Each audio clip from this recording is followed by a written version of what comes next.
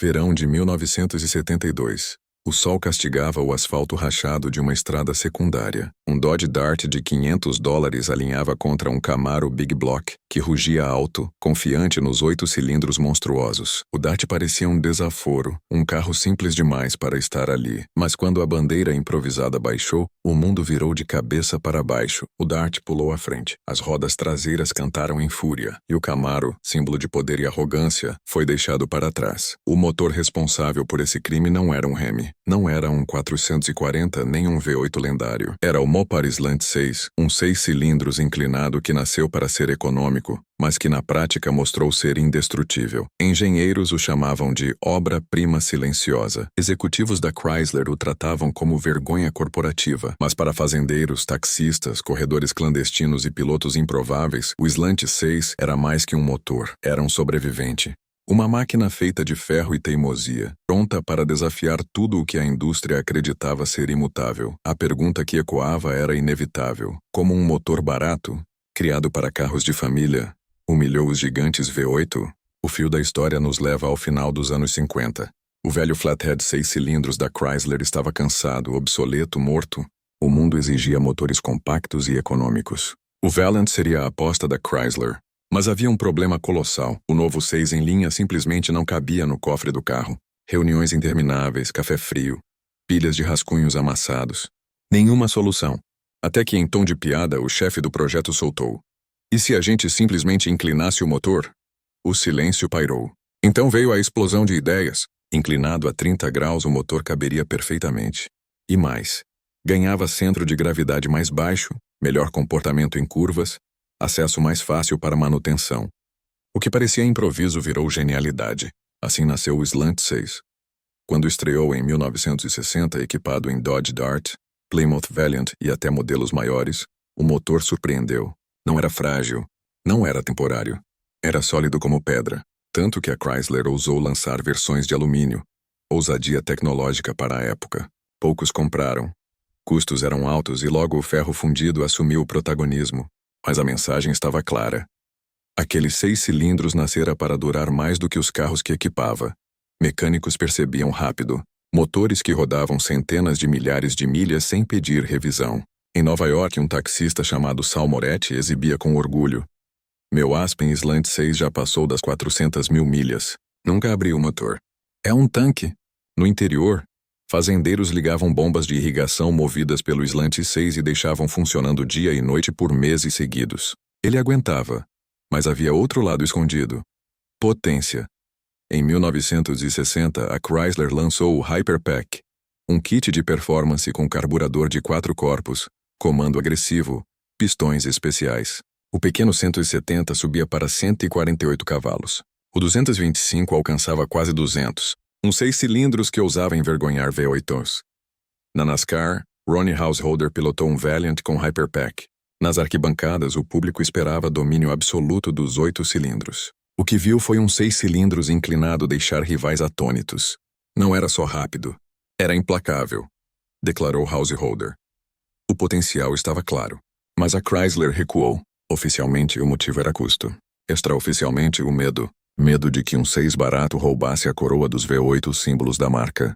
Executivos de marketing cochichavam nos corredores: "Esse motor é coisa de vovó.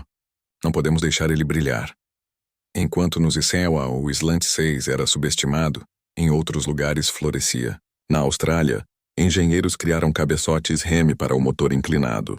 O resultado: um 6 cilindros capaz de encarar muscle cars de rua. No deserto australiano, caminhonetes equipadas com Slant 6 se tornaram lendas de resistência. Nas montanhas de Pikes Peak, Jim Pascal subia como foguete com seu Valiant inclinado, provando que o equilíbrio às vezes vencia a brutalidade. E as histórias se multiplicavam. Um mecânico do Texas contou: "Deixamos um Slant 6 funcionando sem óleo só por teimosia. Ele bateu, tossiu, mas continuou rodando. Nenhum outro motor faria isso. Para muitos ele era mais do que um motor. Era a bigorna de Deus." Mas dentro da Chrysler o clima era outro. A pressão para enterrar o 6 aumentava. E as mudanças começaram. Virabrequins de aço forjado foram substituídos por ferro fundido. Cabeçotes robustos deram lugar a projetos mais frágeis. Carburadores eficientes foram trocados por versões baratas e problemáticas. Nos anos 70, as novas normas ambientais sufocaram sua voz. O motor que rugira forte agora tossia abafado. Coincidência? Ou sabotagem deliberada? Engenheiros que participaram do projeto afirmam. Sim, o Slant 6 foi enfraquecido de propósito. Um motor barato, confiável e eterno era perigoso demais. Ameaçava todo o império dos V8. Mas o povo resistiu, enquanto a Chrysler cortava custos. Mecânicos de garagem ressuscitavam o inclinado. Carburadores de 4 corpos eram instalados em quintais iluminados por lâmpadas penduradas. Turbos e nitro transformavam o Slant 6 em assassino de V8s. Na Austrália, versões Hemi corriam lado a lado com monstros de 8 cilindros, arrancando respeito em cada esquina. As conversas ecoavam nas garagens. Esse motor nunca deveria ter sido escondido. A Chrysler tinha medo dele. Medo de um 6 virar rei dos V8s. E os números não mentiam. Caminhonetes com mais de 500 mil de milhas. Táxis que rodavam décadas. Motores abandonados em quintais que, com uma troca de velas e gasolina fresca, voltavam à vida como se nada tivesse acontecido. Assim nasceu o culto. Um culto que não aceitava a morte do Slant 6. Um culto que acreditava que, se a Chrysler não quis deixá-lo brilhar, o povo faria isso. Mas a conspiração ainda gera perguntas. E se o Hyperpack tivesse sido padrão de fábrica? E se os engenheiros australianos tivessem carta branca? E se o Slant 6 tivesse recebido injeção eletrônica? Cabeçotes modernos, turbos de fábrica? Teria mudado a história da Chrysler? Teria apagado o brilho dos V8? As respostas nunca foram dadas. O que sabemos é que, quando todos achavam que o inclinado estava condenado, algo começou a se mexer nas ruas. Um movimento subterrâneo, quase invisível, surgia em oficinas improvisadas, arrancadas noturnas e encontros clandestinos. Pessoas que se recusavam a aceitar a sentença. Pessoas que acreditavam que o inclinado ainda tinha um futuro. E esse movimento estava prestes a explodir. O movimento crescia em silêncio. Nos anos 80, enquanto a Chrysler se agarrava ao que restava de sua reputação, garagens anônimas de cidades pequenas se tornavam templos de resistência. Jovens mecânicos, guiados mais por paixão do que por dinheiro, ressuscitavam Slant 6 abandonados. O barulho metálico ao girar a chave soava como hino de guerra. Havia algo quase ritualístico. Cada pistão, cada válvula, cada carburador velho carregava uma história. Era como se o ferro tivesse memória. Como se o motor lembrasse de cada corrida perdida e cada vitória improvável. Não era apenas um bloco de ferro. Era uma cicatriz viva da indústria. Um encontro noturno em Detroit, 1984. Na penumbra de um galpão desativado, 10 carros se alinham. Entre Chevrolets, Mustangs e Novas, surge um Valiant enferrujado. Risadas ecoam. "Esse carro nem deveria estar aqui", grita alguém. Mas quando o sinal verde improvisado acende, o Valiant dispara. Sob o capô, um Slant 6 com turbo adaptado arranca aplausos e silêncio ao mesmo tempo. O que era piada virou ameaça. Histórias assim se repetiam. Em pistas clandestinas, motores inclinados batiam recordes inesperados. Não havia patrocínio. Não havia apoio de fábrica. Apenas engenho e teimosia. Garotos de bairros pobres viam no Slant 6 uma chance de desafiar gigantes. E cada vitória era uma vingança contra décadas de descaso. Mas o culto não se limitava a corridas. Fazendeiros ainda usavam motores inclinados para mover tratores improvisados. Oficinas rurais mantinham peças guardadas como relíquias. Nos desertos australianos, o Slant 6 seguia rugindo, alimentando lendas de caminhonetes que cruzavam quilômetros, sem uma gota de água extra no radiador. Em 1990, um artigo em uma revista independente ousou dizer: "O Slant 6 nunca morreu, ele apenas mudou de endereço." E isso era verdade. Não era mais um motor da Chrysler. Era um motor do povo. Enquanto isso, o mercado mudava. O culto aos V8 enfrentava a era dos motores compactos, a ameaça da eletrônica e o peso das leis ambientais. O Slant 6 velho, analógico, quase primitivo, parecia fora de lugar. Mas, como sempre, ele resistia. Um engenheiro aposentado da Chrysler, entrevistado anonimamente, confessou: "Nós sabíamos. O motor era bom demais. Ele poderia ter mudado a história, mas não era lucrativo. Então foi condenado." Essa declaração circulou em fóruns de entusiastas, reacendendo a teoria da conspiração. O Slant 6 não morreu por falhas técnicas, mas por sabotagem corporativa.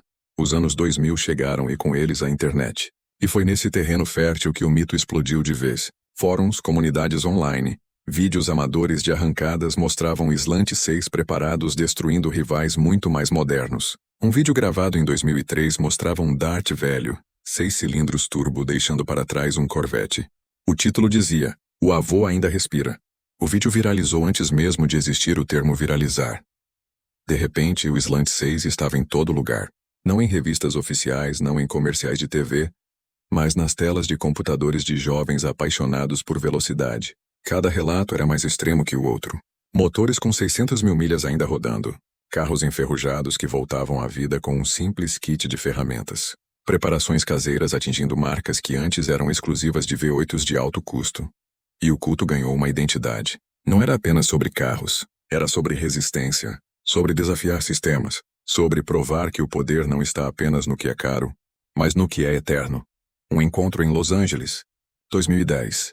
Um grupo de entusiastas reuniu mais de 50 carros equipados com Slant 6. O som conjunto dos motores inclinados parecia um coral metálico. Pessoas choravam, riam, batiam palmas. Para eles, aquele não era apenas um encontro de carros antigos. Era a celebração de um sobrevivente. Mas a história não para aí. Novas gerações de preparadores começaram a experimentar coisas que nos anos 60 seriam impensáveis. Slant 6 com injeção eletrônica programável. Cabeçotes retrabalhados em impressoras 3D. Turbinas gigantes, injeção de metanol. Até híbridos experimentais com motores elétricos trabalhando junto ao velho 6. O resultado? Um motor criado para ser econômico nos anos 60, agora desafiava supercarros modernos em pistas de arrancada. Em 2018, um piloto amador no Texas registrou o quarto de milha em menos de 10 segundos com um Dart equipado com Slant 6 turbinado. O público não acreditava. Muitos juravam que havia um V8 escondido, mas quando o capô levantou e o motor inclinado brilhou diante das câmeras, a multidão explodiu em aplausos. Hoje, falar do Slant 6 não é apenas falar de um motor, é falar de uma filosofia. A ideia de que nada precisa morrer só porque a indústria quer. A noção de que, com criatividade e paixão, até um motor criado para ser barato pode se tornar eterno. Mas a conspiração continua. O que teria acontecido se a Chrysler tivesse abraçado o Hyperpack? Se tivesse apostado em cabeçotes modernos em versões turbinadas de fábrica, estaríamos vivendo em um mundo onde o rei das ruas não seria o V8, mas um humilde 6 cilindros inclinado? Essa pergunta ecoa em cada arrancada clandestina, em cada fórum de internet, em cada oficina onde jovens e velhos ainda giram chaves sobre blocos de ferro manchados de graxa.